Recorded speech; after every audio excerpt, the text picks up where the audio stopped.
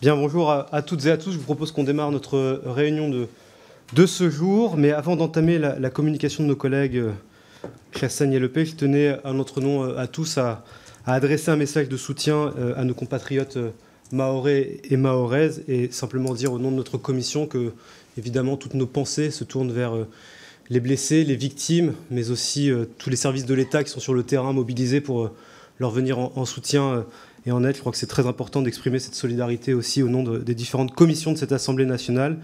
Et puis dire aussi que dans cette tragédie, la France n'est pas seule, puisque notre État a activé le mécanisme européen de protection civile, témoignant de l'engagement solidaire de nos partenaires européens. Je crois que c'est très important aussi de le souligner dans ce contexte.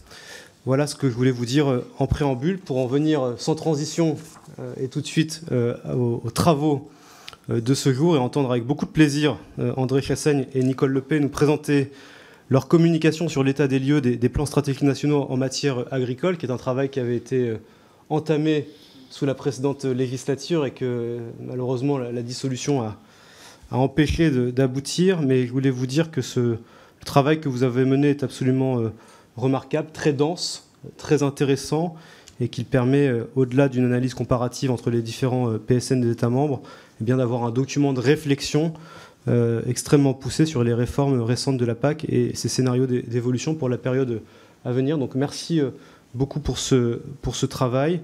Et donc je vous cède tout de suite la parole pour que vous puissiez nous le présenter, en commençant par le président Chassaigne.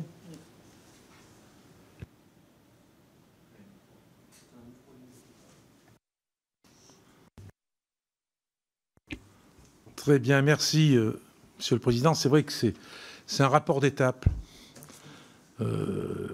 qui s'est interrompu. Notre rapport s'est interrompu en plein vol. Pour autant, vous verrez qu'il y a pas mal de contenu. Alors, je commence par une citation, parce qu'habituellement, on termine par une citation. Je dirais que dans ce rapport, l'inaccompli bourdonne de l'essentiel. Du moins, je le crois. La crise agricole est toujours vive, les agricultrices et les agriculteurs toujours plus en colère, toujours plus désespérés de ne pas pouvoir vivre du fruit de leur labeur. Cette crise n'est pas seulement française, elle est européenne. Un climat de méfiance s'est installé entre l'Union européenne et les agriculteurs. Je dirais même un climat de défiance entre l'Union européenne et les travailleuses et travailleurs de la terre. N'oublions pas que la politique agricole commune, et c'est un constat, cette politique agricole commune a fait de l'Union européenne la première puissance agricole mondiale. Mais elle ne permet plus aujourd'hui aux agricultrices et aux agriculteurs de vivre décemment du produit de la terre. Cette situation est d'autant plus paradoxale que sans la PAC, l'Union européenne ne serait pas la première puissance agricole mondiale en termes de production, et la seconde en termes d'exportation. En réponse, le nouveau commissaire, M. Christophe Hansen, vient d'annoncer vouloir établir d'ici 100 jours, dans une nouvelle feuille de route, sa vision de l'agriculture et de l'alimentation, en 100 jours. Autrement dit, la nouvelle PAC, accouchée dans la douleur, est encore quasiment sur les fonds baptismaux. Les plans stratégiques nationaux PSN sont entrés en vigueur le 1er janvier 2023. Eh bien déjà, la Commission propose de la réformer. Après à peine un an de mise en œuvre, la réponse apportée par la Commission peut se résumer en ce seul mot: réformons, réformons oui, mais réformons vite. 100 jours, c'est long, et le temps presse pour répondre au désarroi de millions d'agriculteurs européens dénonçant une PAC qui n'est plus conforme à leurs attentes, une PAC qui ne les nourrit plus, au sens propre comme au sens figuré. Faut-il rappeler que 23% des agriculteurs français, 30% en Europe, renoncent à demander les aides de la PAC pour éviter la pression des contrôles, un surcroît de complexité, un excès de contraintes. Alors réformons oui, mais réformons comment? La communication que Nicole Lepay et moi-même vous présentons est le fruit d'un long cycle d'auditions mené sous la précédente législature entre avril 2023 et juin 2024. Nous avons conduit plus d'une quarantaine d'auditions effectué 4 déplacements à Bruxelles, en Italie, en Espagne, ainsi que dans le Puy-de-Dôme, pour analyser au plus près du terrain la mise en œuvre des plans stratégiques nationaux. Nous devions aller dans le Morbihan, mais on a été cisaillés sur place. Nous avons fait le choix de conduire une étude comparative générale des 28 plans stratégiques nationaux. En effet, la Belgique a présenté 2 plans stratégiques, donc 28 PSN présentés par les 27 États membres. Plus précisément, l'analyse a porté sur 3 d'entre eux, l'Italie, l'Espagne et la France, afin d'évaluer les forces et les faiblesses de leur modèle agricole à travers un double prisme, celui de l'ambition environnementale et du renouvellement des générations. Cette approche a également permis d'étudier la répartition du financement des aides entre les 2 piliers de la PAC. Le financement du premier pilier, essentiellement communautaire, conditionne 25% de la distribution des aides directes aux revenus à la création d'éco-régimes à engagements environnementaux volontaires se substituant au paiement vert, 25%. Quant à l'aide à l'installation pour les jeunes agriculteurs, elle dépend du second pilier, dont le financement est partagé entre États membres et Union européenne. Cette communication propose une analyse et un bilan critique des PSN en matière agricole, novation, rappelons-le, de la nouvelle PAC pour l'exercice budgétaire 2023-2027. Nicole et moi-même avons eu, lors de la conduite de ce travail, une boussole et un engagement commun au-delà des divergences politiques que nous pouvons avoir. Notre boussole, notre engagement commun, c'est d'œuvrer pour une PAC respectueuse du niveau de vie des agriculteurs et de l'environnement, car les deux sont liés. C'est en quelque sorte le périmètre de notre travail. Lors de l'antépénultième législature en 2018, comme vous le savez, je suis les questions agricoles depuis longtemps, j'avais été à l'initiative d'une proposition de résolution européenne relative à la nouvelle PAC. Je dénonçais alors les risques d'une PAC à la carte, où le C symbolisant le commun s'effacerait à la lisière des États membres parce que le terme de solidarité serait devenu un vain mot. Dit autrement, la nouvelle PAC ne serait plus qu'un enchevêtrement de contraintes, de régulations plus abscondes les unes que les autres, sans qu'une enveloppe financière à la hauteur et une volonté politique ne permettent l'établissement d'une véritable politique commune. Ce cauchemar éveillé semble bien avoir pris forme, les plans stratégiques nationaux ayant pu parfois se transformer en monstres technocratiques.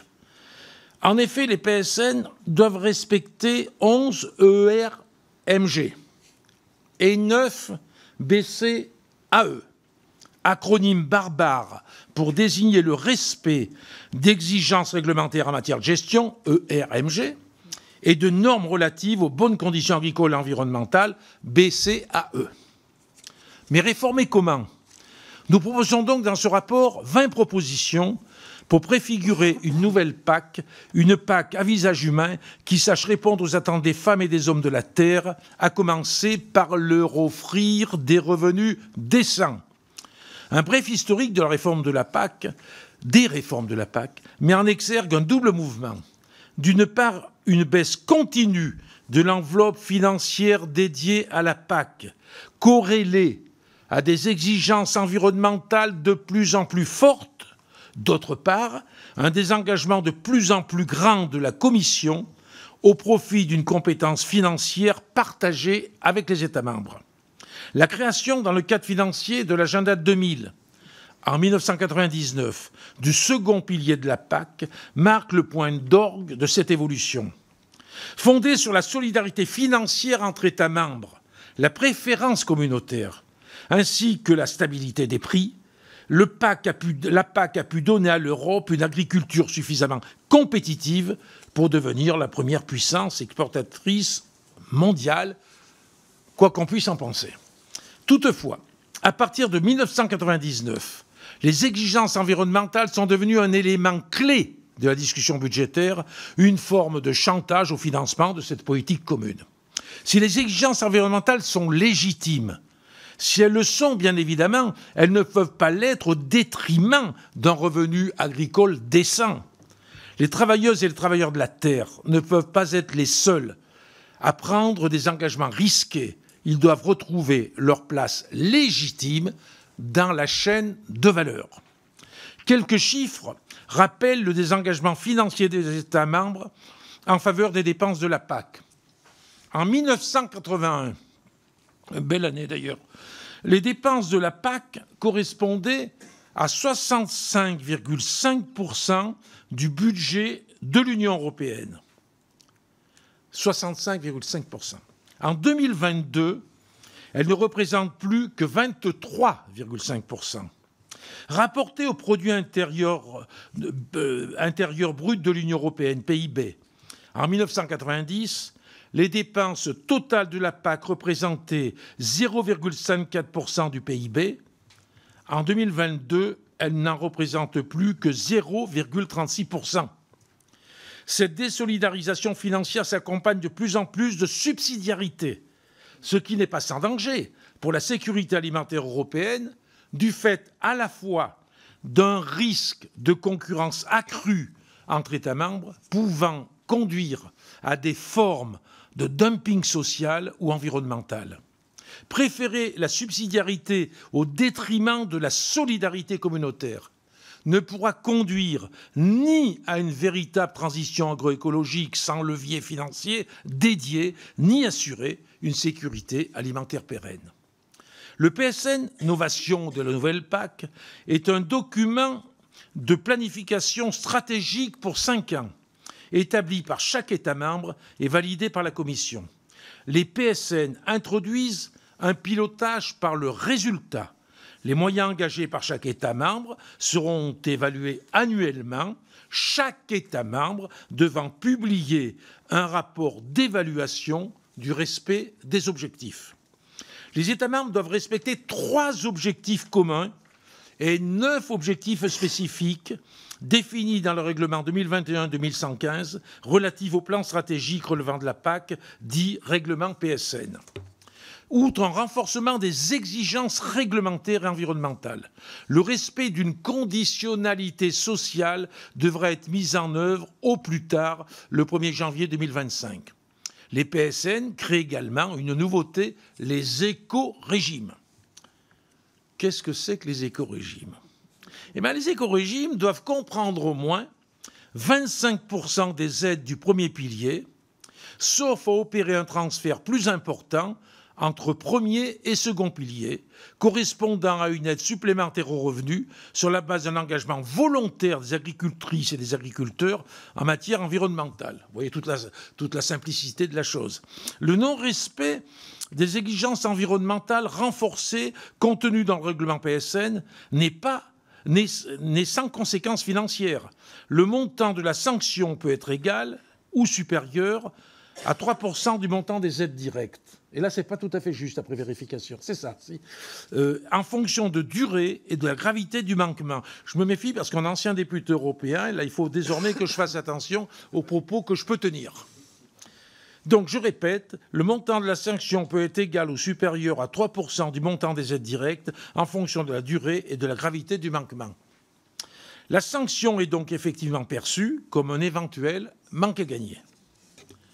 L'analyse comparée des PSN met en exergue les difficultés inhérentes à porter une ambition commune là où la réalité est aussi diverse. Comment éviter dumping social et environnemental entre États membres quand l'on sait que les échanges intracommunautaires sont relativement élevés? Comment ne pas prendre en compte la pression à la baisse exercée sur les prix par les accords commerciaux avec les pays tiers si le revenu des agriculteurs n'est pas soutenu à un niveau équivalent par les pouvoirs publics? Comment conserver une Europe agricole puissante, respectueuse de l'environnement, dans un contexte concurrentiel entre États membres? La présente communication analyse les divergences d'approche entre les États membres et leurs conséquences. Tout d'abord, les définitions, malgré une volonté d'unification portée par le règlement PSN, sont hétérogènes. Concernant la définition de l'agriculteur actif, par exemple, seules la France et la Belgique excluent les pensionnés de la définition d'agriculteur actif. Les agriculteurs qui ne cotisent pas à la mutualité sociale agricole sont également exclus de la définition avec pour corollaire d'exclure de la programmation 2023-2027 des agriculteurs précédemment éligibles. Concernant les écorégimes, la France, l'Italie et l'Espagne ont eu une approche libérale de la notion d'écorégime, préférant soutenir le revenu de leurs agriculteurs. L'Allemagne a eu une approche plus restrictive, conduisant à un rejet des écorégimes par les agriculteurs. Le choix opéré en termes de gouvernance, de transfert d'enveloppes financières entre piliers, diverge également, conduisant à encore davantage d'hétérogénéité. L'analyse des critères pour déterminer la mise en œuvre de l'aide à l'installation aux jeunes agriculteurs est à ce titre emblématique. Autant d'États membres, autant de régions, autant de règles divergentes, malgré la détermination de règles communes dans le règlement et une volonté de transposition harmonisée au niveau national. Cette diversité de situations a pour corollaire de la complexité tant dans l'allocation des aides que dans l'augmentation des contrôles. C'est pourquoi la réforme de la PAC que nous soutenons repose sur 3 piliers. Remettre une architecture commune, notamment une solidarité financière ambitieuse, en simplifiant les règles d'attribution des crédits. Décorréler l'ambition environnementale du soutien aux revenus des agriculteurs. Penser la PAC comme un tout pour que les agriculteurs retrouvent leur place au sein de la chaîne de valeur agroalimentaire. Voilà, je passe la parole à ma collègue Nicole pour présenter plus en détail nos analyses et nos propositions. Merci, Monsieur le Président, cher André. Alors, Monsieur le Président, merci. Mes chers collègues, je partage les analyses et conclusions présentées par le Président Chassaigne sur la situation actuelle et la nécessité d'apporter une réponse à l'échelle de l'Union européenne pour corriger les défauts de la PAC. Lors de nos déplacements sur le terrain, nous avons fait le constat que les PSN sont devenus les boucs émissaires de la crise agricole, car ils ne répondent pas à l'une des principales revendications des agriculteurs, obtenir un revenu décent. La pierre d'achoppement, ou l'obstacle, n'est pas l'ambition environnementale des PSN, même si les premiers gestes d'apaisement de la Commission pour calmer la colère agricole ont été de la réduire, mais bien la question du revenu agricole. Soyons clairs, le monde agricole, dans sa grande majorité, est parfaitement conscient de la nécessité de porter une ambition environnementale pour lutter contre l'usure des sols, le changement climatique. L'analyse de la Commission, les facteurs de la sécurité alimentaire, est parfaitement limpide. Sans ambition environnementale marquée, l'épuisement des sols, la disparition de la biodiversité et des insectes pollinisateurs, l'assèchement des ressources hydriques conduiront à une décroissance inéluctable de la production, qui est donc un danger réel pour notre sécurité alimentaire. Qui mieux que les hommes et les femmes de l'agriculture pour être conscients de ces menaces? Qui mieux que les agricultrices et les agriculteurs pour mesurer la nécessité de protéger leur outil de production? La question d'une ambition environnementale portée à l'échelle européenne ne se questionne donc pas. Ce qui se questionne en revanche, c'est la manière de la mettre en œuvre. En opposant revenus agricoles et exigences environnementales, ou tout au moins en ne levant pas cette ambiguïté, les plans stratégiques nationaux portaient dès leur conception, le ver dans le fruit. Et le ver rongeait d'autant plus la racine qu'il laissait aux États membres le soin de décider à la fois de la définition des écorégimes et du montant alloué. Les solutions posées ou proposées par l'Espagne, l'Italie, la France et l'Allemagne ont montré leurs limites. Tu l'as dit tout à l'heure. Le succès rencontré par les écorégimes s'est traduit par une enveloppe financière insuffisante, nécessitant une diminution du montant prévisionnel alloué aux agriculteurs en France, par exemple. En Allemagne, des conditions trop restrictives, tu l'as souligné aussi, ont en revanche conduit à une initiative boudée par les agriculteurs, nécessitant d'alléger les contraintes. En tant qu'ancienne agricultrice et fille d'agriculteur, en agriculture extensive, je connais bien les difficultés auxquelles peuvent être confrontés les chefs d'exploitation agricole aujourd'hui. La pression des contrôles, les risques afférents à notre métier, la peur, malgré toutes les protections prises d'une production insuffisante à cause des aléas climatiques, est aussi un corollaire constant dans notre activité, sans parler de la pression réglementaire, à laquelle s'ajoutent les contrôles tatillons de l'administration qui m'ont empêché de dormir certaines nuits. L'analyse comparée des PSN que nous avons établie avec André Chassaigne repose sur ce même constat. Quel modèle d'agriculture voulons-nous pour que nos agriculteurs et nos agricultrices retrouvent la place qu'ils méritent au sein de la chaîne de la valeur alimentaire? La PAC ne peut pas être une politique commune isolée, elle doit être pensée comme un ensemble, un tout. La précédente commission a eu cette ambition. La stratégie Farm to Fork, ou de la ferme à la table, répondait à cette exigence, une déclinaison agricole de l'ambition environnementale du pacte vert. Toutefois, les exigences environnementales ne peuvent pas peser que sur les agriculteurs ou agricultrices seuls. La baisse de la demande pour des prix issus de l'agriculture biologique a ainsi mécaniquement conduit, malheureusement, un certain nombre de déconversions, soit des retours vers une agriculture conventionnelle. Sans débouché assuré, sans implication de l'ensemble de la chaîne alimentaire, il n'y a pas d'ambition environnementale renforcée possible. Or, une partie de la réglementation prévue par la Commission von der Leyen I, dont celle relative au système alimentaire durable, est restée lettre morte. En annexe de notre communication, nous avons recensé l'ensemble des textes annoncés qui n'ont pas été présentés par la Commission. Cette ambition, la Commission semble la porter à nouveau avec la stratégie pour l'avenir de l'agriculture, annoncée par la Commission von der Leyen I et dont les conclusions sont reprises par la Commission von der Leyen II. Toutefois, cet engagement de la Commission von der Leyen II ne peut pas rester, encore une fois, un simple affichage. Le règlement PSN déclarait déjà que les agriculteurs devaient retrouver leur place dans la chaîne de valeur. Pour autant, rien dans le dispositif actuel ne permettait de leur donner cette place. Nous avons fait ainsi plusieurs propositions en ce sens, et l'ensemble de ces propositions repose sur un socle commun, ne pas opposer revenus agricoles et exigences environnementales. C'est une hérésie, car un environnement sain, c'est l'assurance d'une production pérenne de qualité. En revanche, il apparaît essentiel de valoriser financièrement l'engagement environnemental et non pas le sanctionner. Je prendrai pour exemple le bilan comptable d'une exploitation agricole.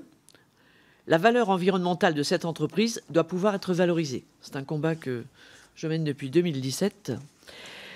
Concernant les débouchés, la commande publique européenne doit faire des produits issus de l'agriculture biologique ou des circuits courts une priorité afin d'enclencher un cercle vertueux.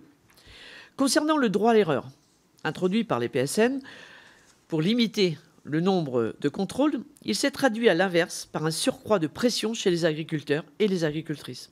Il faut le limiter à un contrôle unique, comme la circulaire prise en France par le gouvernement Barnier qui le préconise. Concernant la réforme des aides de la PAC, pour introduire davantage d'équité, nous proposons plusieurs mesures financières à même de les rassurer. Outre une augmentation significative des crédits alloués à la PAC, dans le prochain cadre, on va dire, pluriannuel, donc 2028-2035, à la hauteur de 25% du montant actuel, nous préconisons des mesures fortes. Décorréler clairement le financement des exigences environnementales du financement de la PAC, en créant un fonds pour une transition agroécologique juste, comme le suggère le dialogue stratégique pour l'avenir de l'agriculture. Simplifier la structure annuelle de la PAC en précisant les deux piliers, dans un premier pilier consacré uniquement au soutien du revenu agricole et aux mesures donc de marché, et un second pilier dévolu, lui, aux mesures relatives au développement rural. Toutefois, l'enveloppe allouée au premier pilier doit clairement être augmentée d'au moins 25% des crédits. Concernant une réforme de l'aide surfacique vers une aide à l'actif, nous avons eu ensemble des discussions nourries sur le sujet. Nos rencontres sur le terrain avec les autorités et les producteurs italiens et espagnols ne nous ont pas non plus permis de trancher entièrement la question du fait de l'hétérogénéité des structures agricoles. En effet, 55% de la production animale et 60% des productions végétales européennes reposent sur la production de 4 pays, la France, l'Allemagne, l'Italie et l'Espagne. 29% des exploitations agricoles européennes représentent 52% de la SAU, de la surface agricole utile. Ce qui explique en partie que la taille de celle-ci. La surface moyenne des exploitations en Europe est de 17,4 hectares. Toutefois, ce chiffre révèle une réalité bien plus disparate 64% d'entre elles, de ces exploitations, donc, sont inférieures à 5 hectares, alors que 3,7% sont supérieures à 100 hectares. Si l'on analyse les structures agricoles des 4 pays membres précités, elles sont donc très hétérogènes. La France comprend 393 000 exploitations, soit 4% du nombre total d'exploitations européennes, avec une surface moyenne de 69 hectares. Ce sont les chiffres de 2020, à Grest. En Espagne, pour une SAU comparable, le nombre d'exploitations est le double de celui de la France, soit 915 000 exploitations, mais en revanche, la taille moyenne est de 26 hectares, qui reste donc inférieure. L'Italie, elle, présente un modèle très hétérogène, avec un nombre d'exploitations très élevé, 1,13 million d'exploitations, pour une surface très inférieure à la moyenne européenne de 11 hectares. L'Allemagne a un modèle plus proche de celui de la France, avec 263 500 exploitations agricoles d'environ 63 hectares. Passer d'un modèle de redistribution de la surface à l'actif serait préjudiciable pour la France, sans que cela ne contribue, comme l'a dit, à ce que M. André Chassaigne et moi-même soutenons. Nous soutenons, nous, plutôt, une valorisation d'un modèle d'exploitation agricole familiale à taille humaine. Pour cela, nous proposons que la Commission commande plusieurs études indépendantes pour analyser le système actuel de redistribution des aides, en tenant compte de la taille des exploitations, du niveau et de la qualité de la production agricole, du nombre d'actifs présents sur l'exploitation, ainsi que du renouvellement des générations. Ces études devront également étudier comment mettre en place un système de péréquation pour tenir compte de l'ensemble de ces données et assurer un système de redistribution plus équitable. L'inaction a un prix. La colère agricole, toujours vive, l'a montré. La réforme de la PAC ne peut attendre l'adoption d'un prochain cadre financier pluriannuel 2028-2035. Donc, dès janvier 2025, la Commission devra faire un effort financier conséquent. Réfléchir à la création de nouvelles ressources propres pour financer un modèle agricole durable, équitable, créer un fonds pour financer la transition agroécologique et augmenter le budget de la PAC pour soutenir les revenus agricoles. Et côté pragmatique, mon cher André, de mon métier d'agriculteur, je dirais que l'accompli fait bourdonner plus que l'essentiel. Je vous remercie. Bien, merci beaucoup à tous les deux pour votre présentation et ces propos introductifs. Je vous propose que l'on passe au débat et aux interventions des orateurs de groupe, en commençant par le groupe écologiste et social et par Benoît Biteau pour 2 minutes 30. 2 minutes 30, ça va être dur parce qu'il y a plein de trucs à dire. Mais je vais... Vous reprendrez la parole par la suite. Absolument. Merci, Monsieur le Président. D'abord, ce que sont les PSN, c'est d'abord une politique agricole commune dont le C est devenu un C minuscule, c'est-à-dire de moins en moins commun et de plus en plus nationalisé, ce qui est un vrai obstacle. Et c'est le débat qu'on doit avoir d'opposition entre subsidiarité et solidarité qu'a évoqué André Chassaigne. Pourtant, nous devons avancer vers la convergence, parce que c'est à l'échelon d'un continent, à l'échelon de l'Union européenne, qu'on pourra attraper à bras-le-corps les vrais sujets qui menacent la souveraineté alimentaire. Parce que derrière la politique agricole commune, on a un sujet de souveraineté alimentaire. Et ce qui menace la souveraineté alimentaire, vous allez m'entendre le dire et le redire, et peut-être plusieurs fois par jour, c'est le dérèglement climatique, c'est l'effondrement de la biodiversité. Et ces sujets-là, on ne peut pas les attraper à l'échelon national, à l'échelon d'un pays. On est obligé de l'intégrer à l'échelon du continent européen si on veut être efficace. Et donc, effectivement, un certain nombre de sujets ont été évoqués. Une réforme de la PAC pourrait pénaliser l'agriculture française, mais revenons à ces logiques de solidarité dans cet objectif-là. Regardons ce qui se passe dans les pays nouveaux entrants de l'Union européenne, où l'agriculture est une agriculture paysanne, familiale, agroécologique, comme la Roumanie par exemple, et où on se rend compte que ces modèles-là tiennent la souveraineté alimentaire. Une donnée de la Commission doit nous faire réfléchir.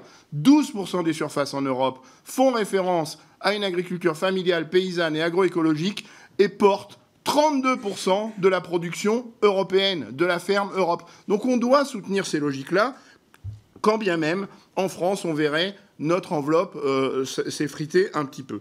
Et ça pose la question qui a été évoquée de la définition de l'actif et de la distribution des aides par unité de main-d'œuvre. Parce que c'est peut-être la réponse pour embarquer la solution qui permettrait de à la fois soutenir le revenu des agriculteurs, tout en étant au rendez-vous de l'histoire sur le sujet du climat et de la biodiversité, qui sont les sujets de la souveraineté alimentaire. Parce que quand on a les moyens de mettre de la main-d'œuvre sur nos structures, on a les moyens de reculer sur le sujet des pesticides, on a les moyens de reculer sur les engrais de synthèse, on a les moyens de produire plus sur des plus petites surfaces. Et donc on doit tenir des vraies logiques d'emploi, et c'est peut-être ça l'avenir de la politique agricole commune, que ce soit une vraie politique de l'emploi en agriculture.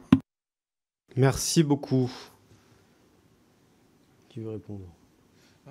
Comment, si tu veux? Merci, Monsieur Biteau. Je vous reconnais dans votre passion sur la biodiversité, et je le reconnais tout à fait pour avoir fait un déplacement il y a quelques années, dans le premier mandat, à la FAO, notamment donc à Rome. Et mon rendez-vous d'1h30 m'a fait ressortir un petit peu surprise et un petit peu perturbée de par mon métier déjà d'agricultrice, mais aussi, même si moi j'étais dans l'extensif, de la prise de conscience sur cette valeur, sur cette inquiétude sur la souveraineté alimentaire. Et j'entends bien. Je voudrais aussi juste souligner, vous avez dit quelque chose d'important, les unités de main-d'œuvre. Aujourd'hui, pour pouvoir rémunérer ces unités de main-d'œuvre, il nous faut développer un certain chiffre d'affaires. Pour développer un certain chiffre d'affaires, il faut pouvoir produire. Pour pouvoir produire avec une transition agroécologique tout à fait vertueuse, il nous faut aujourd'hui aller, je dirais, vers des mécanismes, ou du moins vers l'utilisation peut-être plus de production liée à la mécanique, mais qui aujourd'hui demande des investissements colossaux. J'en ai fait l'expérience sur mon exploitation agricole avec les nouvelles machines, les nouvelles herbineuses, qui aujourd'hui, au lieu d'avoir un traitement phytopharmaceutique, nous proposent donc de faire 3 passages sur le même terrain. Mais 3 passages aujourd'hui, d'abord la machine elle coûte entre 70 000 euros et 80 000 euros. Okay, donc à la limite en CUMA, en commun, j'entends le C de commun, je suis tout à fait d'accord, ça fait des années que je suis en commun.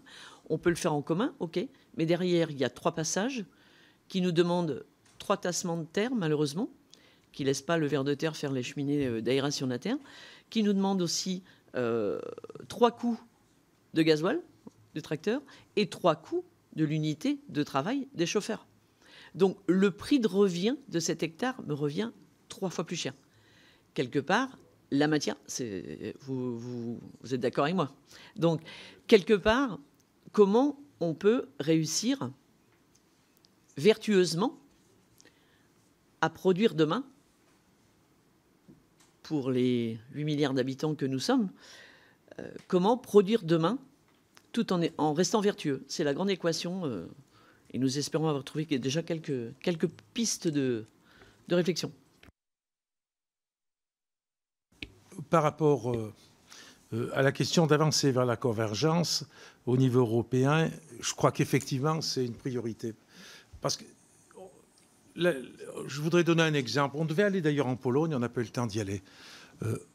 J'étais allé en Pologne lors d'un rapport précédent. On a énormément de petites exploitations, qui sont exploitations, quelquefois, ça fait 4-5 hectares. C'est d'ailleurs le reliquat d'un régime précédent où chaque membre d'un kolkhoz, par exemple, avait un lopin de terrain et tout ça. Mais il y a une répartition qui est faite ou qui était faite, on n'a pas vérifié ce qui est le cas aujourd'hui, qui est faite par l'État polonais, je pense que c'est toujours valable, sans conditionnalité environnementale. Et c'est vrai que, je pense qu'on a le même problème, dans des pays comme la Roumanie et d'autres. C'est-à-dire, si on ne fait pas une convergence par rapport aux objectifs environnementaux, s'il n'y a pas des contraintes qui sont faites au niveau européen, eh ben on n'aura pas l'évolution dont tu parles en termes de petites exploitations familiales qui non seulement se contentent d'avoir une dimension, j'allais dire, de subsistance bien souvent, de complément de revenus, mais en plus devraient avoir des objectifs ambitieux en termes de vivre aussi de ces exploitations. Donc je suis d'accord avec l'idée qu'il faut plus de convergence. Et d'ailleurs, des fois, c'est assez curieux. On nous avait cité, je crois que c'est l'exemple, je ne sais pas si c'était la Slovaquie, lors d'une audition qu'on avait eue, où il y avait de très grandes exploitations qui étaient en fait très vertueuses au niveau environnemental. C'était l'Académie d'agriculture qui nous avait dit ça. Il y a faut se méfier, il y a des contradictions quelquefois sur les objectifs environnementaux qui sont pas forcément liés à une exploitation de petite taille, mais qui peuvent être portés quelquefois par des exploitations plus importantes. C'est pas pour autant que je dis qu'il faut des fermes de 5000 hectares, attention. Mais c'est pour montrer la complexité, mais tout ça, la réponse, c'est une convergence, j'en suis persuadé, moi aussi, au niveau européen. Merci beaucoup. La parole est à Nathalie Colin-Osterlé pour le groupe Horizon et Indépendants. Merci, Monsieur le Président, Madame la rapporteure, Monsieur le rapporteur. Merci beaucoup pour votre présentation passionnante. C'est vrai que la question de l'intégration des exigences environnementales dans la politique agricole commune constitue évidemment un enjeu majeur pour l'avenir de l'agriculture européenne. Alors, si la conditionnalité environnementale introduite dès 2003 et le paiement vert de 2013 ont posé les bases d'une transition vers un modèle plus durable, les critiques formulées par la Cour des comptes européenne en 2017 soulignent leurs limites. En effet, ces dispositifs ont souvent été perçus comme de simples compléments de revenus, sans réelle efficacité écologique. Aujourd'hui, la nouvelle PAC impose une conditionnalité environnementale renforcée, avec l'obligation de consacrer 25% des aides directes du premier pilier aux écorégimes. Décorréler le financement des exigences environnementales des aides directes, comme vous le proposez, cela semble pertinent pour éviter que les agriculteurs ne voient leurs revenus amputés au nom de la transition écologique. Dans cette perspective, la création d'un fonds spécifique dédié à la transition agroécologique, abondé par des crédits complémentaires, est une piste intéressante. Si cette approche témoigne d'une volonté de renforcer les pratiques durables, elle pose la question cruciale de l'équilibre budgétaire. Son efficacité dépendra donc de son financement réel et de sa gouvernance. Alors, nous sommes sensibles à votre suggestion de créer une nouvelle ressource propre pour ce fonds. Je me permets d'ailleurs de citer les travaux de mon collègue Henri Alfandari, dont la proposition de résolution européenne adoptée la semaine dernière proposait justement d'abonder le budget de l'Union européenne avec une ressource supplémentaire issue des marges des centrales d'achat internationales. Vous estimez pour votre part que cette ressource propre doit être issue des gains attendus en matière de politique commerciale. Ma question est donc la suivante. Comment garantir que ce fonds ne se transforme pas en une simple annonce politique sans moyens conséquents? Quel mécanisme envisagez-vous en matière de politique commerciale pour assurer sa pérennité et son abondement régulier afin qu'il devienne un véritable levier de transformation pour l'agriculture européenne? Je vous remercie. Merci beaucoup.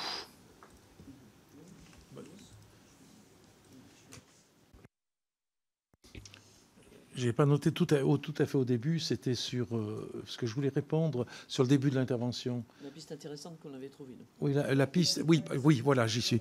Le problème qu'il y a actuellement, on a notamment auditionné des économistes de l'INRAE qui nous disent qu'il y a quasiment, je crois, 90% des paysans français, j'aime bien le mot paysan, on ne l'a pas utilisé d'ailleurs, 90% des paysans français qui touchent, je crois que c'est 60 €. Qui touche la base de ce que l'on peut avoir pour avoir des objets. Ou combien tu dis? C'est sur l'éco-régime, oui. 67, d'accord. Qui touche le minimum. Qui touche donc c'est un complément de revenu. Et le gros problème, c'est qu'ils ne passent pas le cap supérieur. Parce que les accompagnements financiers ne sont pas suffisamment importants dans le plan stratégique national français, qui ne créent pas l'impulsion pour changer son mode de production au regard des conséquences de rentabilité, parce qu'il faut bien vivre de son exploitation. Donc là, il y a un vrai problème. Mais ça veut donc dire aussi que si on change de méthode, ça nécessite du courage politique. Ça nécessite du courage politique. Il peut y avoir dans notre pays quelques organisations majoritaires qui ne tiennent pas compte, ou du moins qui est très réticente sur le fait qu'on puisse déshabiller les uns pour habiller les autres. Je crois que ça, c'est un enjeu extrêmement important. Et si bien que le plan stratégique national qui a été adopté par la France, eh bien, il ménage la chèvre et le chou. On n'a pas trop voulu faire jouer les vases communicants, pour parler de façon pas trop polémique. C'est ça aussi la réalité. Donc c'est vrai, par rapport à la première partie de l'intervention, je crois qu'à un certain moment, il faut avoir le courage de mettre un coup de pied dans la fourmilière si on veut satisfaire aux objectifs environnementaux qu'on peut avoir. Et la deuxième chose, alors je suis un peu gêné pour répondre, parce que moi je suis pas très partisan, je suis pas partisan du coup des accords de libre-échange. Je pense qu'il faudrait sortir l'agriculture des accords de libre-échange, mais il peut y avoir des accords de coopération. Mais quoi qu'il en soit, ça peut être un levier, ça aussi. Ça peut être un levier de faire en sorte, eh bien, que dans la mesure où ils existent, les accords de libre-échange, même si j'ai pu les combattre, eh bien, ça peut être un levier avec une taxation d'importation qui puisse être mise en œuvre. Mais c'est vrai que dans la mesure où les accords sont déjà signés, et soyons attentifs pour les accords. Et il y en a des accords futurs qui sont en préparation. Attention, hein, la botte du Père Noël, elle n'est pas vide. Hein. La botte du Père Noël, elle n'est pas vide par rapport à ça. Hein. Voilà. Alors j'ai bien aimé votre mot levier, je l'ai retenu, parce que quelque part, cette valeur ajoutée que l'on peut avoir en Europe, notamment en France, sur la qualité de nos produits, la traçabilité et cette sécurité alimentaire que nous vendons en tant que valeur ajoutée, pour être justement ce levier et avoir ce gain justement attendu par d'abord les citoyens, mais aussi être ce levier pour la politique commerciale. Donc sachons aussi garder nos billes et vendre nos billes. Voilà, ce courage politique. Merci beaucoup. La parole est à Laurent Mazori pour le groupe Lyot. Merci Monsieur le Président. Chers collègues, tout d'abord, je tiens à vous remercier pour cette communication détaillée et très claire que nous avons lue avec beaucoup d'attention, d'autant que c'est un domaine dont nous sommes loin d'être spécialistes. Et je sais qu'il y en a dans cette salle. Je vais donc avec toute humilité vous poser nos deux questions. Vous nous rappelez qu'en 1981, alors nous ne célébrerons peut-être pas cette année pour les mêmes motifs, mon cher collègue, les dépenses de la PAC correspondent à 65,5% du budget de l'Union européenne et qu'en 2022, le pourcentage est tombé à 23,5%. Autrement dit, en 1990, les dépenses totales de la PAC représentaient 0,54% du produit intérieur brut de l'Union européenne et qu'en 2022, elles n'en représentent plus que 0,36%. Je pense que là, déjà, on se rend compte qu'on a une problématique stratégique majeure. Vous en concluez dans votre proposition numéro 3 qu'il faut, ouvrez les guillemets, c'est vous qui nous le dites d'ailleurs, augmenter le budget global de la PAC dans le cadre financier pluriannuel CFP 2028-2034 pour promouvoir une PAC ambitieuse à nouveau. Pensez-vous que nous, Français, serons suffisamment à même de peser fortement pour que nos autres partenaires européens nous suivent sur cette voie essentielle de la remise à niveau du budget global de la PAC et que par conséquent la production agricole redevienne une réelle priorité pour l'Europe? En est-elle toujours une? Nous pensons également qu'une des problématiques qui nous est remontée par nos agriculteurs très fréquemment et qui n'est pas citée puisque ce n'est pas l'objet même du rapport mais qui nous semble, à notre avis, absolument essentielle et consubstantielle du reste des problématiques, celle de la surtransposition des directives européennes dans notre droit national, est une des causes majeures du renoncement de nos producteurs et de la baisse du nombre d'exploitations agricoles et donc du nombre de nos paysans, puisque nous tenons également à ce mot. Ce point ne nous semble pas être relevé dans le rapport. En 2017, nous sommes revenus sur le document de nos collègues Alice Toureau et Jean-Luc Warsmann, qui avaient rendu un rapport d'information sur ce sujet, dans lequel ils faisaient des recommandations également. Et pour n'en citer que quelques-unes, ils recommandaient de désigner les équipes responsables de la transposition dès le début des négociations sur le projet de directive, d'étendre aux assemblées la possibilité de saisir pour avis le Conseil d'État s'il apparaît que la transposition d'une proposition de directive en cours de négociation est susceptible de soulever des problèmes juridiques délicats, ou encore de donner à chaque citoyen et à chaque entreprise le droit d'interpeller directement les pouvoirs publics sur les surtranspositions en vigueur dans les textes réglementaires et législatifs. Pourriez-vous nous faire un point sur ces différentes dispositions qui auraient été prises et que nous n'ayons pas vues éventuellement sur ces sujets, qui, je le rappelle, impactent particulièrement nos agriculteurs et qu'il est toujours plus difficile de voir dans les chiffres. Merci par avance. Merci beaucoup. Allez-y. Oui. Bon, je n'ai pas tout noté, mais je vais répondre notamment sur la surtransposition. J'ai commis un rapport il y a quelques années, il n'y a pas très longtemps d'ailleurs, lors du mandat précédent, avec Jean-Louis Bourlange, grand spécialiste de l'Union européenne, sur la transposition des directives européennes. Et on n'a pas trouvé beaucoup d'exemples de surtransposition dans le domaine agricole, il faut être franc. Et pourtant, Bourlange connaissait très bien, Jean-Louis Bourlange connaissait très bien ces questions-là. Il y en a certes dans le domaine des phytosanitaires. Il faut connaître dans le domaine des phytosanitaires.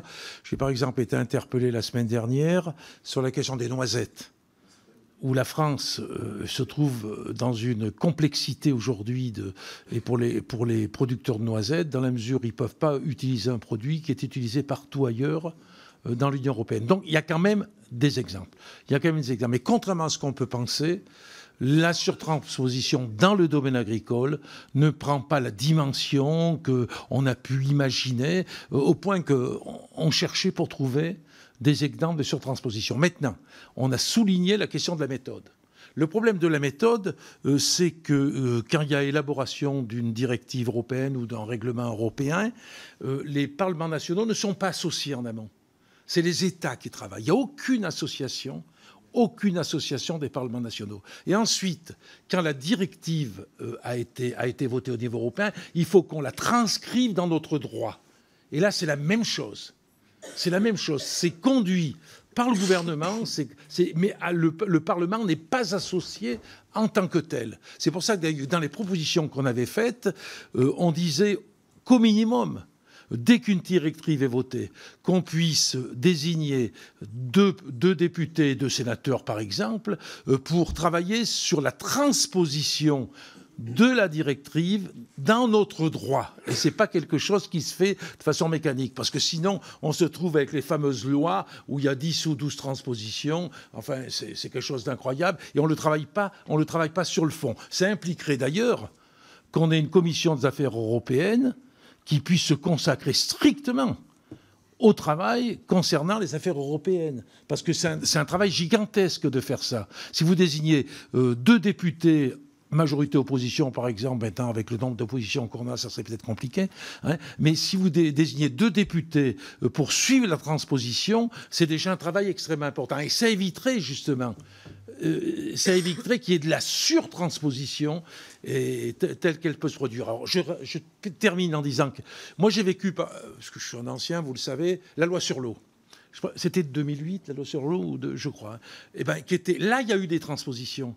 Parce qu'évidemment, chaque député vient avec ses propres amendements.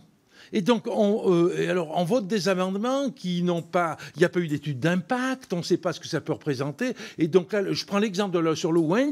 C'est vrai qu'il y a eu beaucoup de surtranspositions dans la loi sur l'eau. D'ailleurs, ça nous a été beaucoup reproché après. Ça, c'est une réalité, par contre. Donc, c'est plus une organisation à suivre des transpositions de directives européennes si on veut essayer de pallier cette difficulté. Merci beaucoup. Je passe la parole à Emmanuel Morel pour le groupe GDR. Merci. Merci, Monsieur le Président. Merci. Mais non, on est 4 anciens députés européens. Oui. Merci à vous pour ce rapport. C'est vrai que c'est un... Soyez pas tétanisé, Président Chassaigne, ça va bien se passer. Hein. C'est un rapport intéressant parce que il montre bien à la fois le risque de fragmentation de la PAC. L'enjeu budgétaire aussi, ça a été soulevé à l'instant, mais notre expérience de député européen, en tout cas, est utile dans le sens où il y a un certain nombre de pays qui ont pour objectif de faire baisser le budget de la PAC. Hein. Ça, c'est très clair. Et on est engagé dans un rapport de force qui n'est pas facile à négocier. Après, moi, dans le rapport, les objectifs, je suis totalement d'accord. La réussite de la transition environnementale, un revenu décent pour les agriculteurs, la souveraineté alimentaire. Benoît Biteau a dit très justement qu'elle était menacée par le dérèglement climatique. Elle est aussi quand même largement par la politique commerciale de l'Union européenne.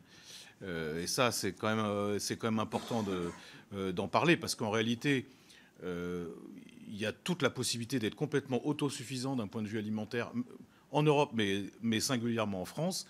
Et on a des politiques commerciales qui détruisent cet atout formidable. Moi, j'ai une question sur une de vos propositions, en fait. C'est-à-dire que je suis d'accord sur la décorrélation du financement des exigences environnementales du premier pilier. Je suis d'accord sur l'augmentation du soutien dévolu aux éco-régimes, sur la simplification des règles. Ça, c'est vrai quand même que c'est indispensable. Mais il y a votre proposition 13, là, créer une nouvelle ressource propre issue des gains attendus en matière de politique commerciale pour abonder le fonds de transition écologique. Ma collègue précédemment a soulevé. Et là, je ne suis pas sûr de bien comprendre, parce que soit on dit l'agriculture, c'est la variable d'ajustement de la politique commerciale, c'est un vrai problème. Et on sort l'agriculture des traités de libre-échange. André Chassaigne disait qu'il y avait plusieurs traités encore en préparation, mais il y en a plus de 10. Hein. Moi, j'ai siégé pendant 10 ans à la commission commerce international. Il y a plus de 10 accords qui sont négociés aujourd'hui. Et à chaque fois, avec des risques pour l'agriculture, et singulièrement l'agriculture française. Mais si on fait ça, je ne vois pas bien où vous la trouvez, la ressource propre. Soit on dit, nous, on a une suggestion au niveau communautaire, c'est d'augmenter les droits de douane. Moi, j'y serais totalement partisan, mais là, je ne sais pas comment vous allez convaincre la Commission. Parce que Van der Leyen, qu'elle soit 1 ou 2, de toute façon, par définition, elle est contre. Donc ça, sur cette proposition, encore une fois, que je trouve de bonne à loi, mais je ne sais pas trop comment on la met en place. Ou alors, vous suggérez de la mettre en place au niveau national. Alors là c'est plus compliqué, parce que c'est contraire complètement au droit communautaire. Merci beaucoup. Qui veut répondre? J'avoue que je suis aussi un peu embêté par rapport à cette proposition. Ouais, mais qu'on n'a pas travaillé sur le fond, à vrai dire, quoi. Qu'on n'a pas travaillé sur le fond. Ce que j'ai dit au début, c'est qu'on a interrompu notre mission avec la dissolution. On avait encore pas mal de travail à faire. On a tenu quand même à faire un rapport d'étape, parce que vraiment, moi, je suis un peu statkanovis, ça m'embêtait qu'on ait autant travaillé, qu'on n'ait pas au moins un document à l'issue de notre travail. Mais c'est vrai que là-dessus, je reconnais qu'on n'a pas bien gratté la chose. Donc je fais un peu mon mea culpa, parce que c'est le genre de proposition qu'on lance sans l'avoir travaillé dans le détail. Disons que c'est parce que c'est la proposition numéro 13. Le 13 m'a toujours porté malheur, moi. Et bien, c'est encore vérifié une fois de plus. Merci, Nicole Lepay. Juste pour compléter, vous l'avez dit, donc notre rapport a été cisaillé, donc dernièrement, et donc notre idée, c'était d'aller en Pologne justement pour prendre conscience de l'impact de la Pologne sur l'ensemble du territoire européen, et surtout, quand vous avez dit tout à l'heure que le nombre d'agriculteurs était en baisse, en forte baisse, moi je vois poindre aujourd'hui une nouvelle agriculture qui arrive avec des jeunes performants, avec des jeunes qui ont des compétences, avec une autre image de l'agriculture, une autre perfection de l'agriculture aujourd'hui, et qui plus est beaucoup plus vertueuse, certes, mais aussi en accord avec les valeurs sociétales. Et je pense que ce renversement va se faire peut-être plus vite que prévu, malgré des accords qui seront encore à négocier, j'entends bien, mais quelque part, nous pourrions revoir justement cette suffisance et cette autosuffisance suffisance, oui, en Europe, justement pour les produits et des produits vertueux. Je crois beaucoup à cette nouvelle génération qui arrive, qui va peut-être remettre, qui va donner un sens beaucoup plus pertinent à la PAC de demain. Je reste optimiste. Je voulais rajouter quelque chose. On va en discuter. Moi, je propose qu'on l'enlève, cette proposition, parce qu'elle est effectivement, elle est mal ficelée. Donc, si vous en êtes d'accord, on a qu'un rapport qui est pas encore bouclé. Et le débat que l'on a est fait justement pour nous éclaircir sur les insuffisances de nos propositions. Hein. Donc, je pense qu'il faudra qu'on l'enlève parce que ça ne tient pas la route. C'est pas parce que c'est Emmanuel Morel qui dit ça, membre du groupe La Gauche démocrate et républicaine. Hein. Je pense que ça a été pensé par beaucoup d'autres. Hein. Mais on enlèvera donc, si tu es d'accord, Nicole, on enlèvera cette proposition. Et donc, c'est la proposition numéro 14 qui viendra la proposition numéro 13. Hein. On dépalera tout ça. J'espère qu'elle est bonne. Très bien, c'est bien noté. C'est assez rare d'amender son rapport en direct à la tribune. C'est preuve d'une grande humilité et d'une capacité de réflexion. Ouais, bravo, félicitations. Je passe la parole à Alexandre Sabatou, du groupe Rassemblement National. Merci, Monsieur le Président, chers collègues. Merci pour votre rapport. Étrange endroit pour discuter du plan stratégique national en matière agricole que la Commission des affaires européennes.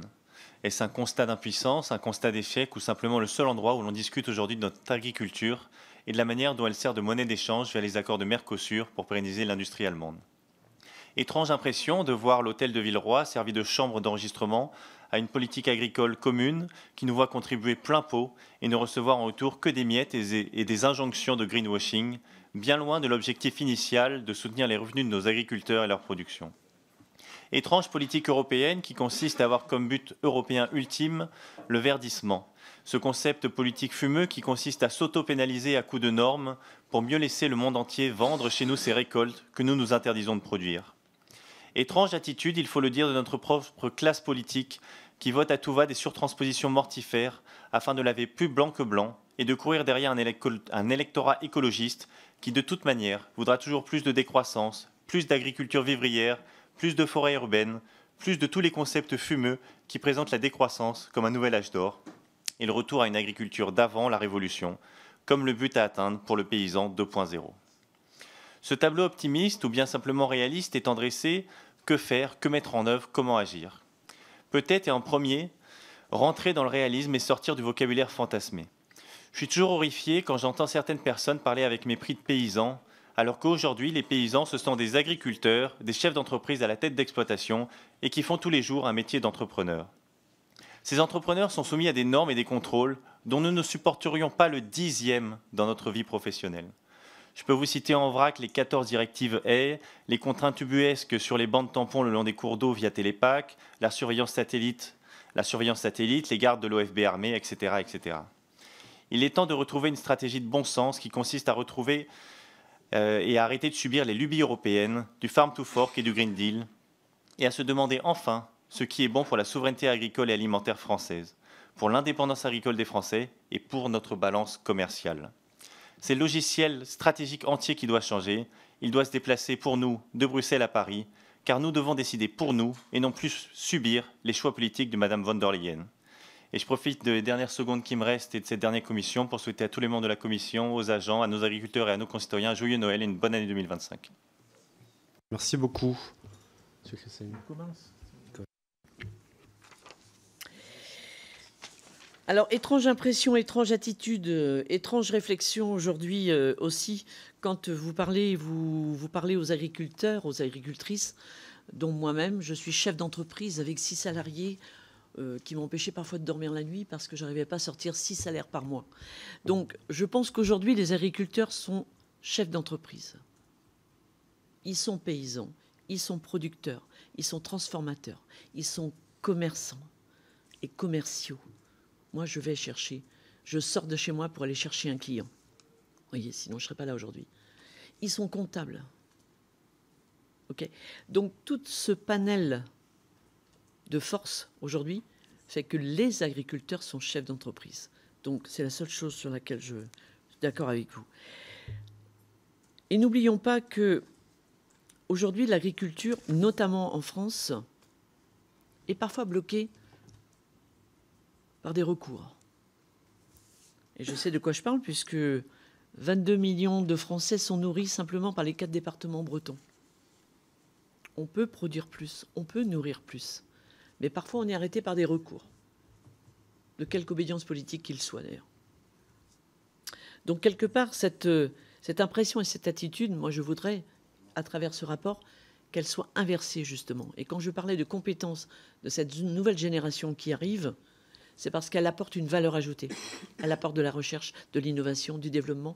Elle vend sa marque de fabrique avec une sécurité alimentaire qu'on nous envie partout. Pourquoi les Chinois viennent sur Carhaix, tout près de chez moi, pour faire du lait infantile? Parce que quelque part, il a été frelaté ailleurs. Nous sommes capables de le faire. Donc, sachons vendre cette valeur ajoutée. Donc, quand vous dites une étrange impression, une étrange attitude, moi, je dirais qu'on a cette impression et cette attitude et on doit pouvoir la développer et pouvoir l'instiguer, la développer, la divulguer partout, au-delà des frontières françaises et pouvoir amener cette valeur ajoutée dans tous les pays, les 27 pays européens et les 450 millions d'habitants. Donc, je reste sur une attitude, mais positive. J'y crois. Très rapidement, je voudrais quand même dire deux mots. Moi, je pense que le repli sur soi au niveau agricole aurait des effets catastrophiques. Bien au contraire, je pense qu'il faut, on l'a dit en début de réunion, il faut plus de convergence. Parce que ça voudrait dire qu'on, dans le cadre d'une Europe qui est déjà très concurrentielle, d'ailleurs, recherche du prix le plus bas, avec une lutte qui peut être menée en termes de prix de ce que l'on peut produire, ça voudrait dire que si on n'a pas des objectifs communs dans le domaine environnemental, par exemple, dans le domaine du bien-être animal, dans le domaine des revenus, au niveau social, c'est-à-dire tout ce que l'on peut appeler le développement durable. Eh bien, le développement durable qui est sur 3 pieds, il ne sera plus que sur un pied, c'est-à-dire l'économie, uniquement la rentabilité. Et résultat des courses, on aura une distorsion de concurrence terrible et notre agriculture sera massacrée. Moi, j'en suis persuadé de ça. Elle sera massacrée, notre agriculture, et notre environnement sera massacré, et y compris avec des conséquences extrêmement graves en termes de réchauffement climatique, parce qu'on fait tous partie d'un tout. Et on voit ce qui se passe aujourd'hui à Mayotte en particulier. C'est une responsabilité collective que l'on peut avoir. Et je pense que la responsabilité collective, on l'a davantage au niveau de l'Union européenne que si on l'a dans chaque pays replié sur lui-même, qui pour des questions diverses aura des objectifs qui seront complètement différents des autres. Moi, je suis convaincu de ça. Donc je vais même jusqu'à dire qu'il faut plus d'Europe dans le domaine agricole, plus d'Europe, et que c'est dans l'intérêt de nos paysans. C'est dans l'intérêt de nos paysans qu'il y ait plus d'Europe. C'est dans l'intérêt de leur production, du revenu qu'ils peuvent avoir et de tout ce que l'on peut conduire en termes de respect de notre environnement, de la biodiversité. Je crois que c'est quelque chose qu'on ne peut pas perdre de vue, ça. Merci beaucoup. La parole est à Constance Le Grip pour le groupe Ensemble pour la République. Merci, Monsieur le Président. Je voulais tout d'abord saluer le travail de nos collègues Nicole Lepeille et André Chassaigne et me réjouir aussi de voir notre collègue Nicole Lepeille revenir dans cette commission des affaires européennes où elle a beaucoup œuvré sous la mandature précédente et nous savons qu'elle a beaucoup porté de fruits intéressants dans ses différents travaux, avec toujours cette constante d'être fidèle à une certaine vision de l'agriculture européenne, l'agriculture française. Alors, votre communication, c'est un point d'étape, un rapport d'étape, si j'ai bien compris. C'est ainsi qu'il se présente, et néanmoins d'une richesse et d'une densité qu'il faut vraiment saluer, parce que vous y posez à peu près tous les enjeux, tous les sujets qui sont sur la table en ce moment où se renégocient et les grandes orientations de la politique agricole commune et les futurs grands équilibres du cadre financier pluriannuel. Moi, je voulais faire écho à plusieurs de vos propositions. Alors, on est passé de 20 à 19 propositions, mais elles sont très différentes, très diverses et vraiment très intéressantes. Je voulais également, avant d'arriver sur un sujet particulier, celui de la simplification tellement attendue et sur laquelle vous faites des propositions précises, pointez aussi du doigt le fait que dans votre communication, vous insistez clairement sur le risque d'une Europe agricole à la carte au détriment d'une politique commune fondée sur la solidarité. Et que ce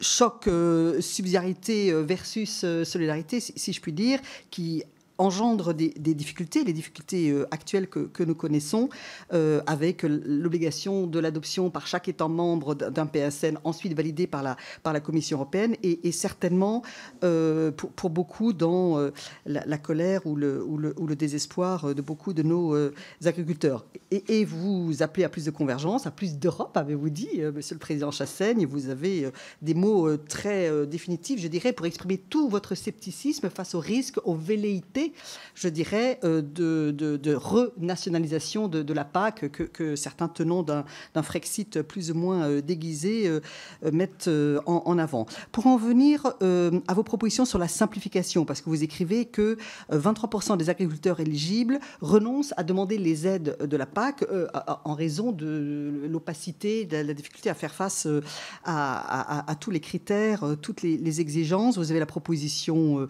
9, par exemple, qui clairement appelle à plus de simplification. Vous avez également la proposition 4, alors je ne sais plus très bien ce qu'elle dit, mais j'avais noté qu'elle était aussi sur la simplification. Voilà, tout ça fait écho d'ailleurs au rendez-vous mensuel de la simplification qu'a initié fin novembre la ministre démissionnaire de l'Agriculture, Annie Genevard, avec un certain nombre de propositions d'ailleurs déjà entrées en vigueur sur les informations télépac et autres sujets. Mais comment concrètement, dans vos propositions 4 et 9 notamment, appelant à plus de simplification, moins de règles, moins de contrôle, etc., comment concrètement arriver d'abord à convaincre nos partenaires, les autres États membres, que c'est ce chemin-là vers plus de simplification, moins de contrôle qui peut être vertueux pour nos agriculteurs, et comment concrètement ensuite traduire ça sur le terrain pour que ce soit vraiment pour nos agriculteurs un vrai plus. Merci beaucoup. Je laisse du temps, on n'est pas pressé aujourd'hui.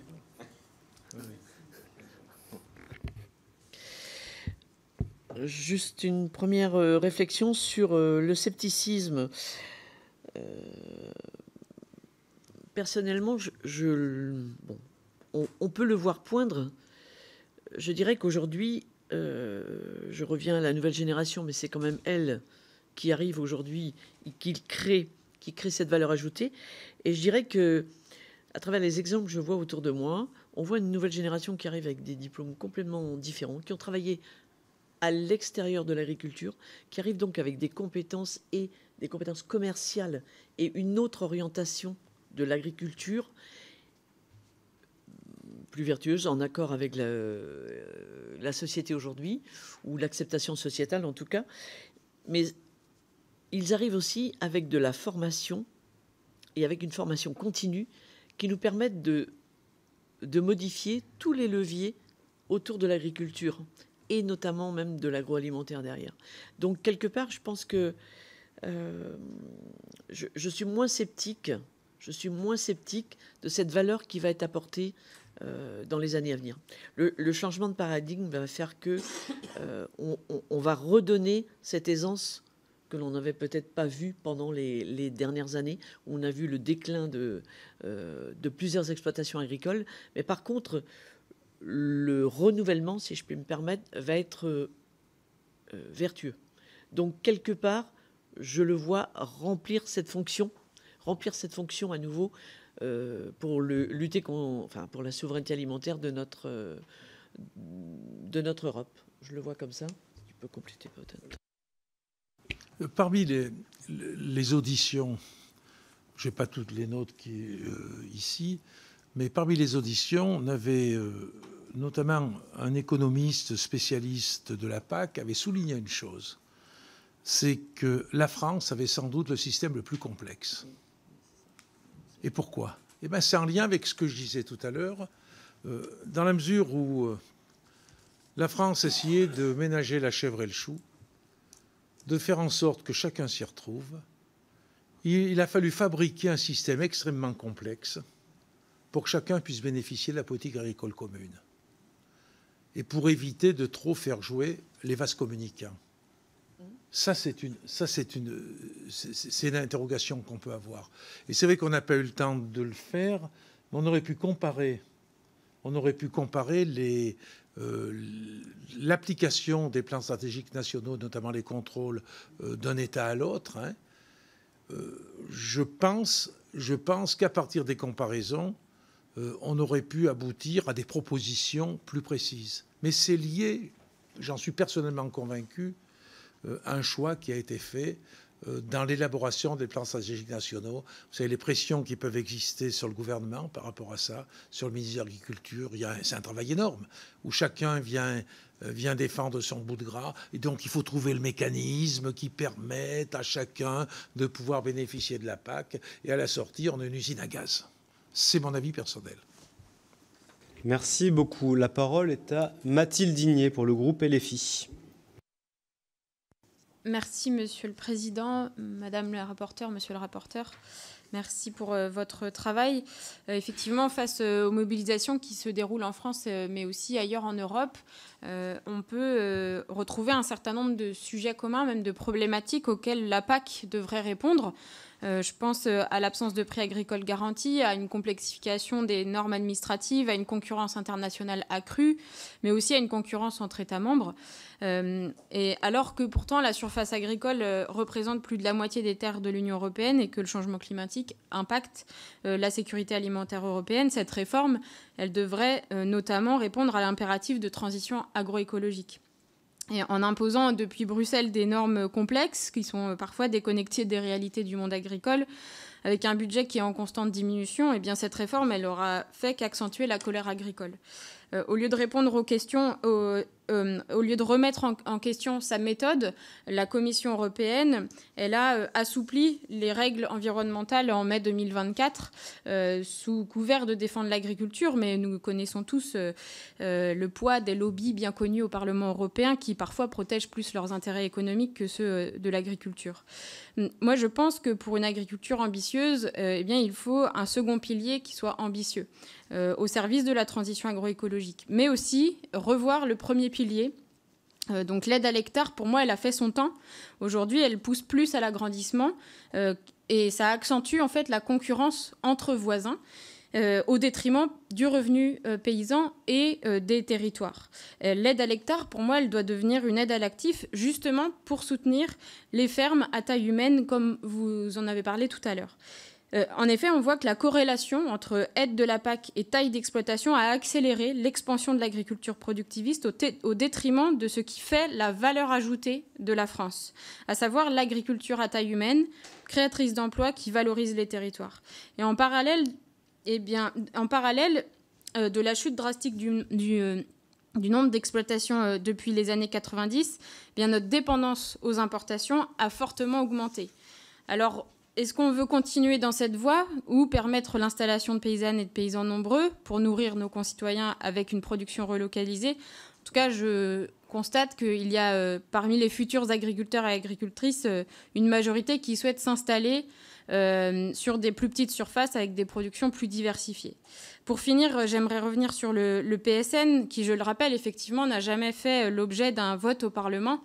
Eh bien, ce PSN, il maintient en fait la prédominance du premier pilier de la PAC, qui attribuant les aides à l'hectare au détriment de la transition agroécologique.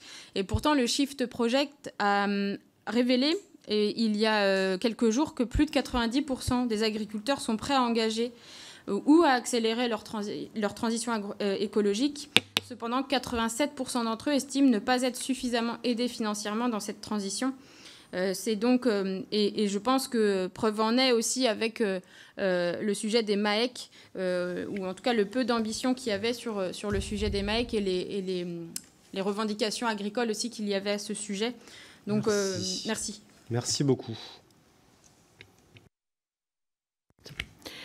Merci. Par rapport à la création d'emplois et l'aide à l'hectare, vous voyez juste l'exemple, chez moi, je produis de la volaille plein air, circuit court, et je produis du blé pour nourrir mes volailles tout au long de l'année. Je produis 35 hectares de blé, donc l'année N. La rotation du blé, vous savez, tous les 3 ans triennale. Donc je suis obligé d'avoir 35 hectares l'année N, 35 hectares l'année N plus 1, 35 hectares l'année N plus 2. Donc 3 fois 35, donc j'arrive à plus de 100 hectares.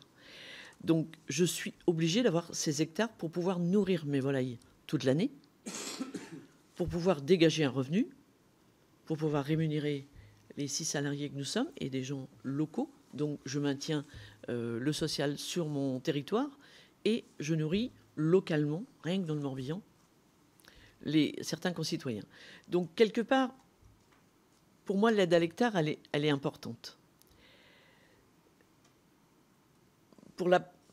Je dirais pour la prise de conscience de l'espace, du foncier, du côté vertueux, du côté production, du côté légitimement garder la main sur les territoires. Je ne sais pas si tu veux compléter. Pour moi, c'est ça, de garder la prime à l'hectare. L'aide à l'hectare. Je vais parler peut-être sous le contrôle des anciens députés européens. Je pense qu'il aurait été possible de faire d'autres choix au niveau des plans stratégiques nationaux. Je prends l'exemple du plafonnement des aides.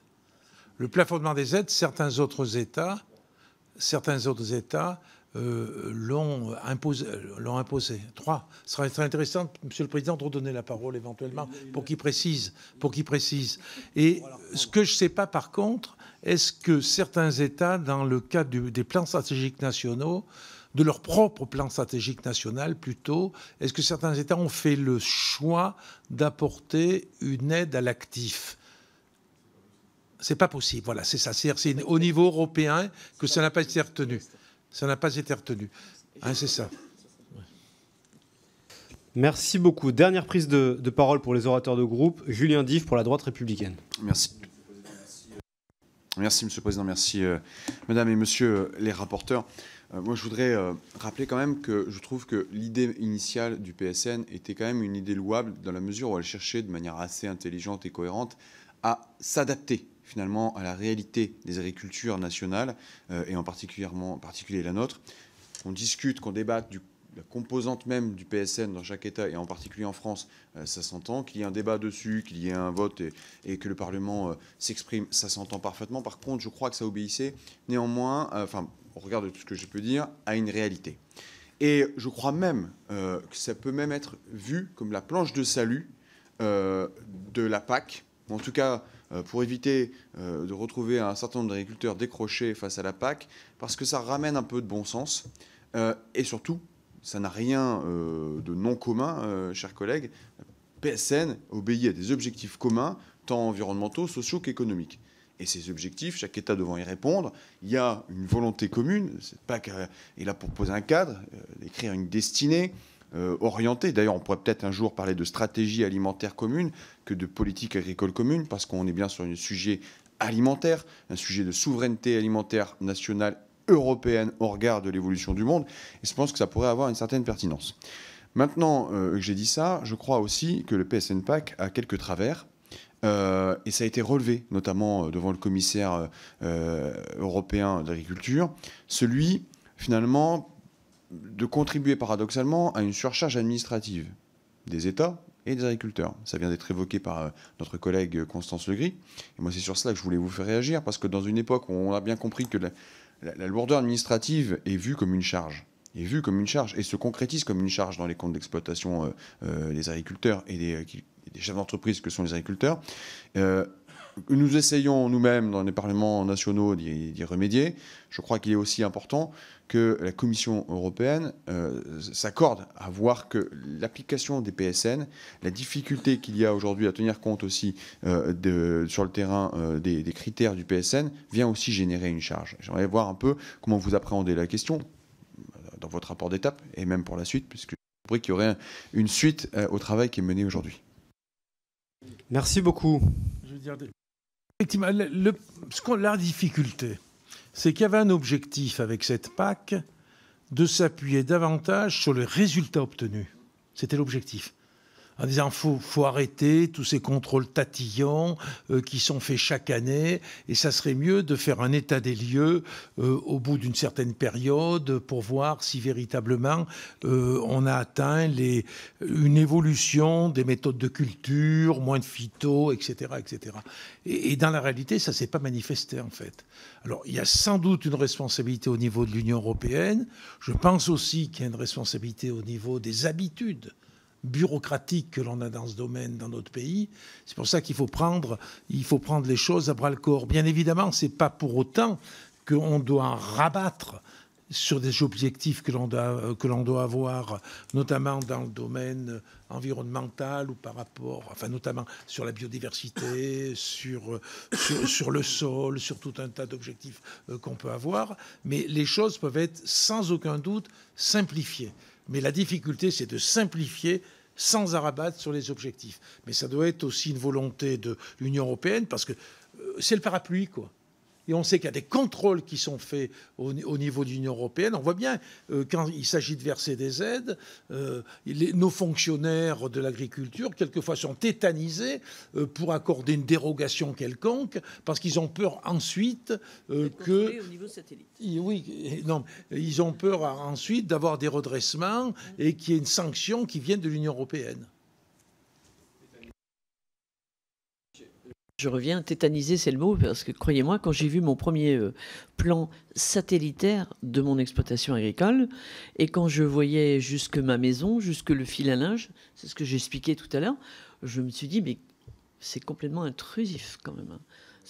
À la fois, je comprends le périmètre des champs, ok, pourquoi pas. De toute façon, on le déclare.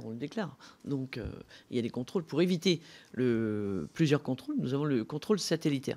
Quand on vous met le plan devant votre bureau, c'est quand même quelque chose intrusif, j'avoue. La parole est à M. Bitot. Juste compléter. Mais effectivement, j'ai eu 17 contrôles en 15 ans. Donc je vois de quoi parle Nicole. Et c'est effectivement anxiogène, les contrôles. Mais voilà, ça on doit progresser là-dessus. Juste sur 2 ou 3 sujets, pour répondre à Julien d'abord, les PSN, ce qu'on leur reproche, c'est d'avoir donné trop de dimensions nationales. Mais bien sûr qu'il faut une déclinaison nationale. C'est juste qu'au motif de PSN, on n'est pas allé assez loin dans le cadre européen qui fait qu'on a donné trop de diversité dans les PSN et donc trop de disparité entre les États membres au travers de ces PSN parce que la PAC réfléchie à l'échelon européen ne cadre pas assez. L'exemple, le plafonnement, André a commencé à ouvrir le sujet. On a voté à l'échelon européen la possibilité de plafonner à 100 000 euros les aides publiques du premier pilier. Sauf qu'on l'a laissé à la discrétion du PSN, des PSN, ce qui fait qu'on n'a que 3 États membres qui ont validé le plafonnement. On aurait pu parfaitement imaginer que ça puisse être une obligation européenne que de plafonner. Et le plafonnement, et c'est le meilleur exemple, vous avez parlé de 5 grands pays agricoles, je prends souvent l'exemple de l'Espagne. L'Espagne a validé le plafonnement à 100 000 euros. Ça a permis quoi? Ça a permis de réalimenter les écorégimes. Et parce qu'ils ont réalimenté les écorégimes grâce au plafonnement, ils ont réussi à avoir une dynamique de l'agriculture biologique extrêmement performante, alors que c'est le 4e pays en surface agricole de l'Union européenne. Aujourd'hui, l'Espagne, en valeur absolue, c'est le plus grand pays en surface en agriculture biologique, grâce à ce plafonnement qui a permis d'alimenter un écorégime extrêmement incitatif pour l'agriculture biologique. Donc c'est vous dire, et pour ouvrir le débat aussi sur premier et second pilier.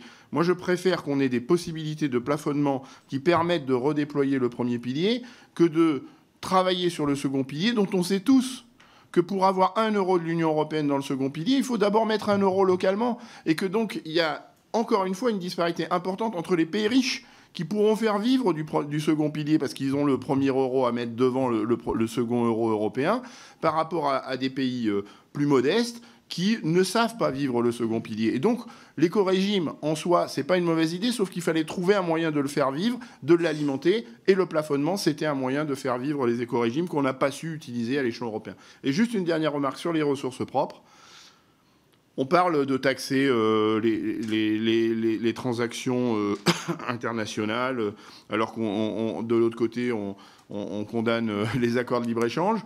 Il y a un sujet, moi, qui, dans mon mandat, en tout cas, m'a vraiment agacé, c'est ce qu'on a appelé le carbon farming. C'est-à-dire qu'on a des gens qui ont des crédits carbone sur la table, Total, Air France, je ne vais pas tous les citer, il y en a beaucoup, qui peuvent payer des crédits carbone et qui ont fait le choix d'un marché privé avec le monde agricole pour stocker du carbone dans les sols agricoles.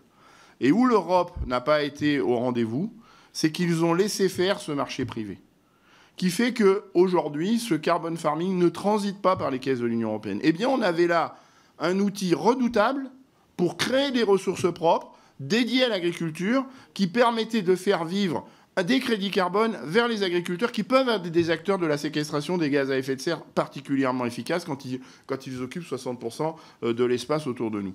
Eh bien, si on avait fait ça, on parle de l'avenir de la PAC, des incertitudes sur le financement de la PAC, des pays frugaux qui veulent supprimer la PAC.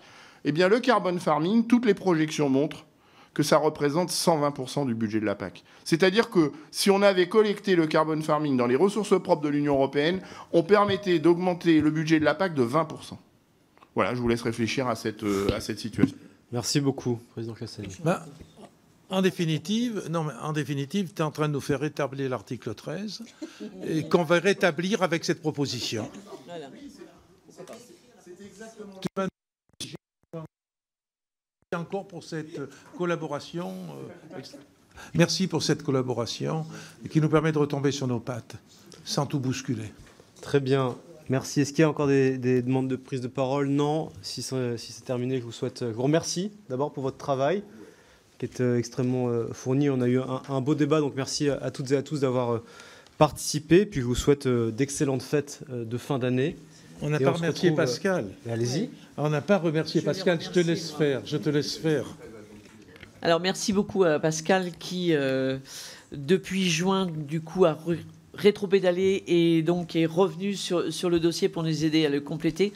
En tout cas, riche de son expérience et de ses compétences, nous avons pu vous montrer ou vous parler du PSN, d'un meilleur PSN, en tout cas d'une volonté commune à travers les 27 pays européens pour une PAC commune et avec un grand C.